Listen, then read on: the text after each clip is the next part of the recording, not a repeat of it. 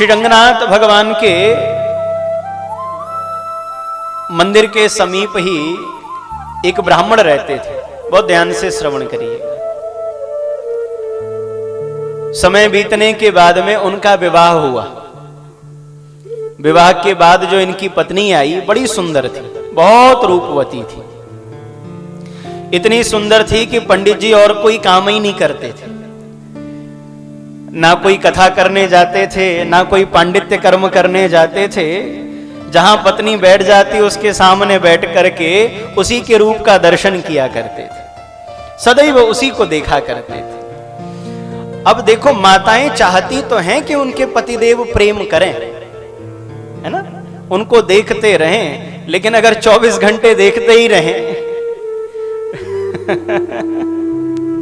24 घंटे अगर पतिदेव प्रेम से भर करके और देखते ही रहें तो माताएं भी हाथ जोड़ लेंगी, महाराज कछु काम करके आओ, ऐसे निठल्ले बैठे हुए जब देखो तब देखते रहते हो। उनकी पत्नी भी परेशान हो गई। बोले जहां जाती हूं छाता लेकर के खड़े हो जाते हैं सामने। जैसे अगर दो लोग अगर चल रहे हैं तो एक साथ में चलेंगे, लेकिन ये पंडित जी कैसे चलते थे, जैसे इनकी पत्नी ऐसे जा रही है तो सेठ जी उधर की ओर, पत्नी की ओर मुख करके पीछे पीछे चलते थे। इतना रूप में उसके आसक्ति हो गई थी।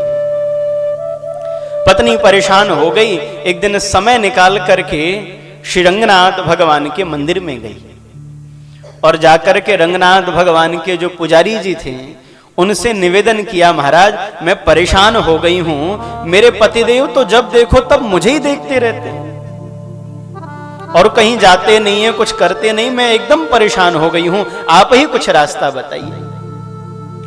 बोले देख, चिंता मत करना, कल श्री रंगनाथ भगवान की रथ यात्रा है, तो जैसे भी करके उनको लेकर के आना और उसके बाद कुछ तो कमाल करेंगे ठाकुर जी। बोले ठीक है। रंगनाथ भगवान का दिव्य रथ यात्रा निकल रहा था। आप सभी को अवसर लगे तो कभी दक्षिण भारत जाइएगा, जिस समय रंगनाथ भगवान की रथ यात्रा निकलती, बड़ा अद्भुत दर्शन होता है वहां पर। पत्नी लेकर के आज पंडित जी को पहुंची है तो सब तो छत्र लेकर के खड़े हैं श्री रंगनाथ भगवान के लिए कि ठाकुर जी को धूप नहीं लगे, वर्षा नहीं हो, लेकिन पंडित जी के हाथ में जो छत्र है उसे अपने पत्नी के सर पर ताने हुए खड़े हैं, कहीं इसको धूप न लग जाए, कहीं ये टैन न हो जाए, इसके चेहरे पे टैनिंग ना आ जाए, हा? कहीं इसका चेहरा काला न पड़ जाए। आज जब लेकर के आए हैं, पत्नी जब आज पति को लेकर के आई है, इशारा किया पुजारी जी को, बोले यही हमारे पति देव हैं। बोले चिंता मत कर, बस तू थोड़ा सा घूम जा, जिधर तू खड़ी है ना पलट जा जरा सा।